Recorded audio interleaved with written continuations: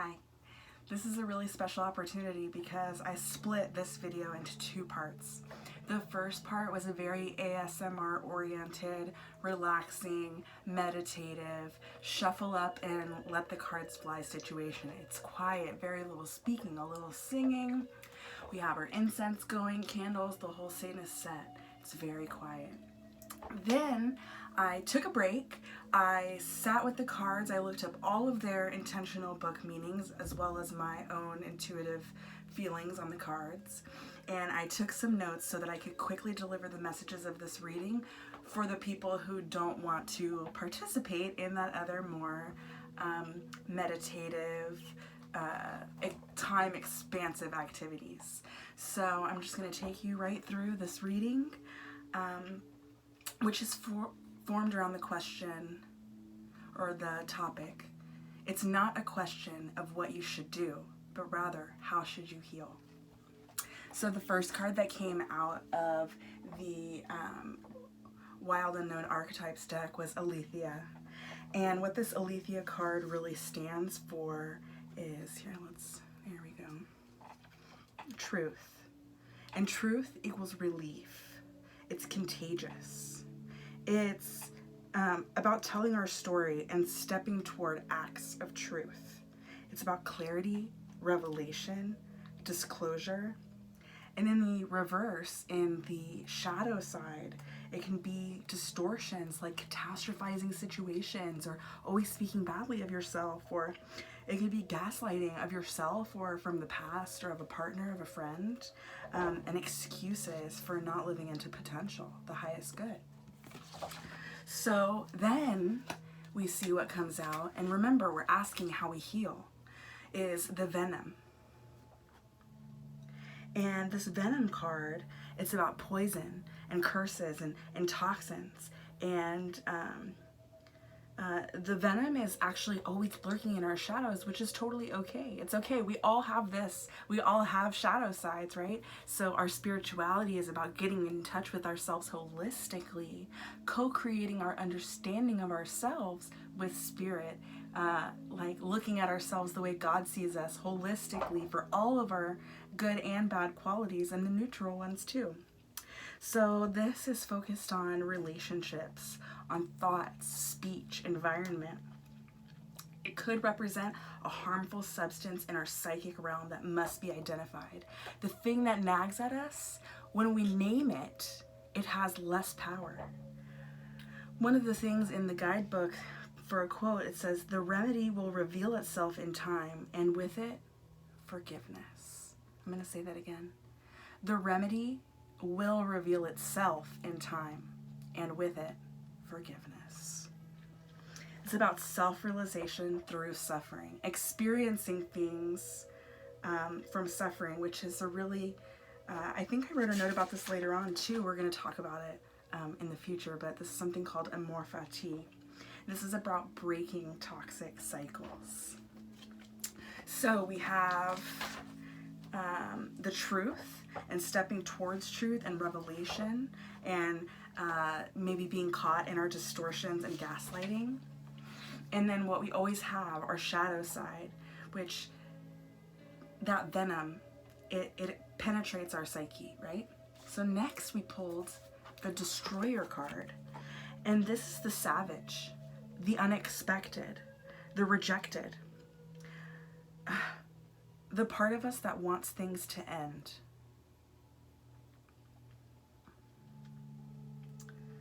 This is a call to uncover your true purpose. Uncover it. This is spirit giving us swift and precise blows that redirect our life. Wow. Okay. The next deck, the Literary Witch Oracle book came out. This is about hope, revelation, and ignorance. And ignorance can be a neutral word. It doesn't necessarily have to be bad. It can just be that which isn't known. The next card that came out is Milk, which is a card that has to do with nourishment, parents, and nostalgia. These are those that upbringing. You know, the thing that we come to revelation out of is all of that previous information we were given. So as we learn things that we didn't already know because we were left ignorant through our childhoods on these issues, that's something that we grow through, right? That's part of everyone's journey. We're all ignorant to certain things, and it's our life experiences and the things that we go through that help us to process that into our nourishment. Now, the next card that came up is Anais Nin, the subconscious. And this card talks about the unexplored, submerging, things surfacing, about female consciousness, the fractured self, love, and adventure. See all that eye-opening stuff? Getting in touch with that third eye, that intuition, the things that tell us intuitively where to go next with our life.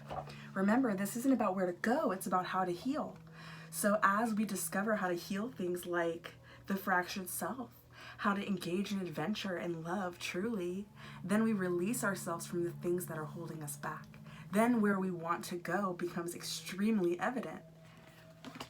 Finally, from that deck, we have Zora Neale Hurston, the story.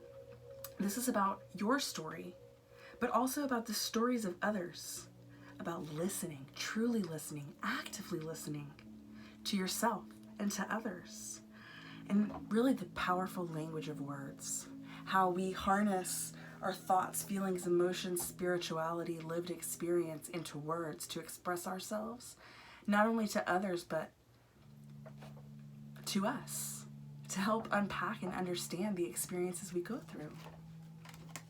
Now, we need to stop, I made a note of this, we need to stop demonizing ignorance and start standing up to hatred. It's one thing to be upset that someone doesn't know better, but it's not the people that don't know better that we need to concern ourselves with. It's the behavior that harms people that we need to concern ourselves with. Okay, I'm gonna use the guidebook. I had them all marked and I forgot. I'm gonna use the guidebook to go through these cards because they're short and I think they're wonderful just as they are. Now remember, it told us, where did it go? Where did that card go? I lost it. What loves you back. Or what you love loves you back. Where did I put it? Spent some time with the deck earlier.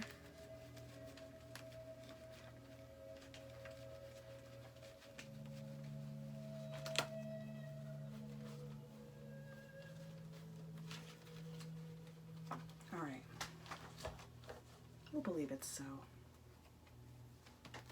Okay. Just remember, what you love loves you back. Alright. The magician is only as good as their tools.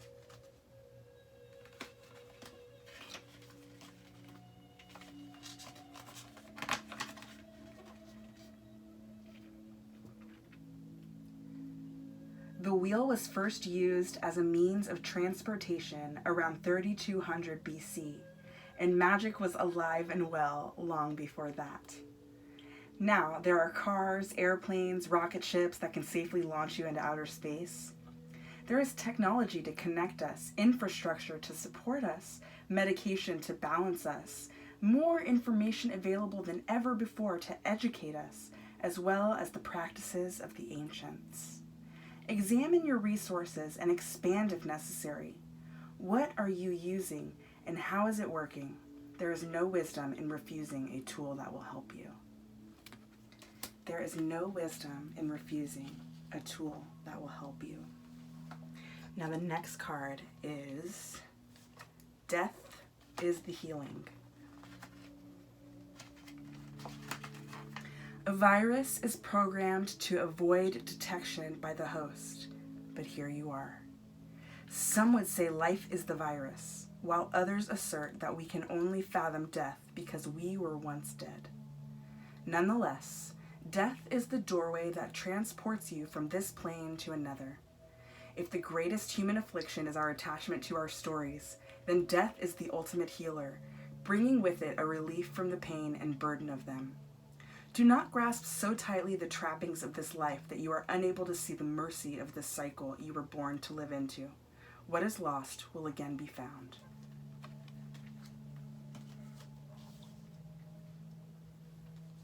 The next card that came out was Not Normal. I do these readings in the closet, so it's often quite sweaty. History tells us a long and violent tale of normalized horror in all forms, and this period of history will be no different. Normalcy alludes to mass participation rather than individual well-being, so trust what you can and cannot live with. Be brave for those that come after you in acknowledging what is unacceptable. You cannot change what happened, but you can make sure it doesn't happen again. And finally,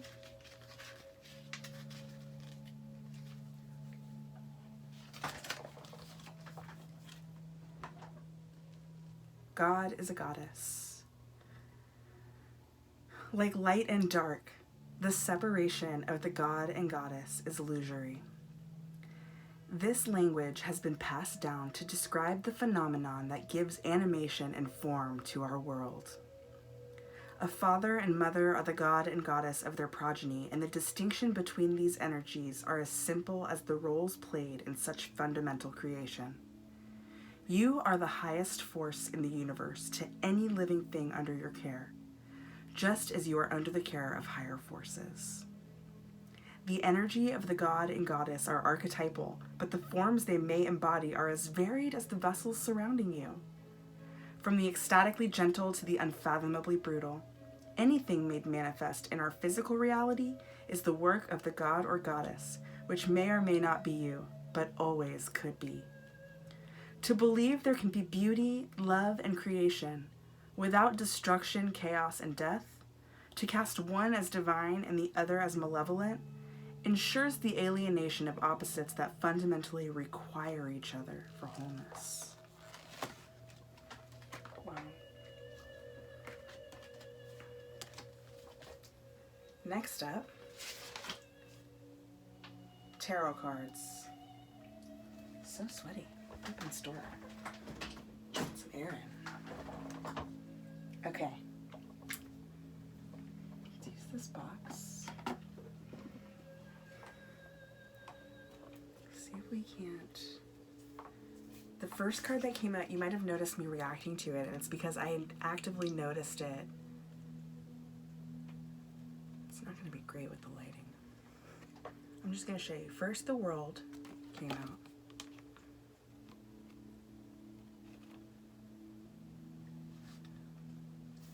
Then the Six of Cups in reverse came out. And then the Ten of Pentacles in reverse. 1, 2, 3. The World is about completion, integration, accomplishment, travel. It's about wholeness. Reflect on your journey. Honor your achievements. Tune in to your spiritual lessons. Here we are, Amor Fati. You can Google it. It's AMORFATI, and it's about appreciating, loving, respecting the things that you've been through, because that they landed you into the person you are right now, that they were a part of your creation. We have to make room for goodness. We can fill up all the space in our heart with negative feelings and worry. So we have to be intentional about making room for joy and for goodness and for the highest good. We have to intentionally get in touch with our highest self, tune into that intuition, and perfect the craft of understanding what it is that we need to tune into to live into our purpose. The Six of Cups in reverse could indicate that we're living in the past, that we need forgiveness, that we're lacking playfulness in our life. Again, we have to make room and time for joy. And it's okay to experience thoughts privately. We have to work through things for ourselves. And working through those thoughts in our mind with our higher power, when we're aligning to our highest self, when we're looking for synchronicities to point us in the correct direction, it's okay to experience that alone. We have to.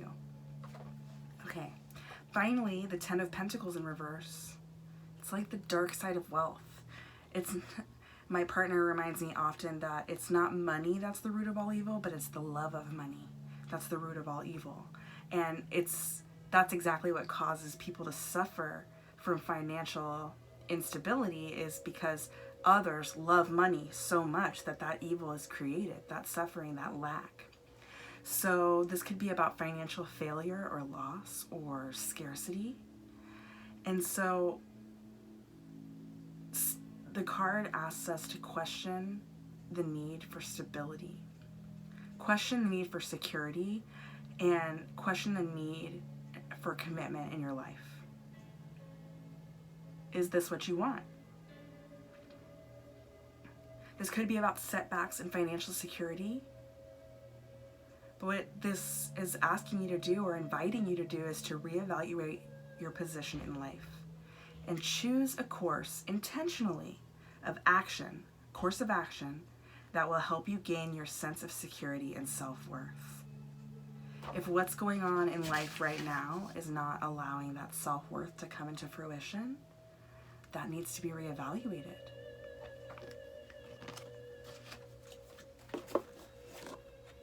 The lion, the strength, it's calling you to be brave for yourself, to be willing to go on that explorative journey. The overall reading for the tarot was the Seven of Cups. And if you look at these 7 cups, every single cup has different choices within it. And some of them are good, and some of them are bad, and some of them are neutral. And it's impossible for the person who's looking at all of the choices together to determine which is which. So that's why Spirit allows us to pick our path and lean into it and understand through experience if that was the path for us, or if that was just a detour to the lessons we needed to learn to live into our highest good. So it's, see the Temperance. There's this balance, this calmness. Look, this Nine of Wands, this person's so beat up, but they're almost to the end of this journey. They've made it all the way through to the 9. They're just waiting for the rest of that action to settle in so they can finish moving forward. And finally,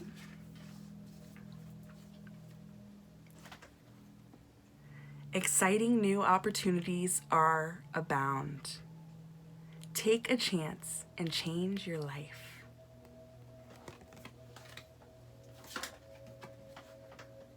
You can have it all. You don't have to give up anything to have what you want.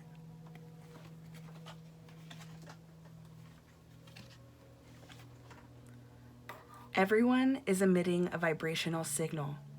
Shift your vibration rather than words you are offering.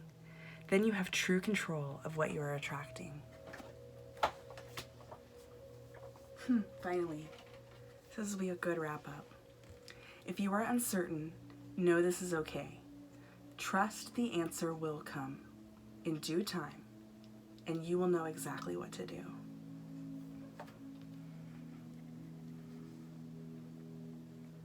If you live into your fullness, if you seek your highest good, if you work to co-create with Spirit, if you learn how to trust yourself by first being vulnerable and honest and proving yourself trustworthy,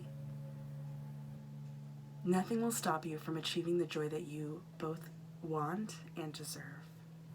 So envision exactly what it is that you want, and look to find if what you're doing or how you're going through your life right now is what you need to do to achieve it. And the answer to that question will tell you not where you need to go, but how you need to heal. I love you. Be blessed.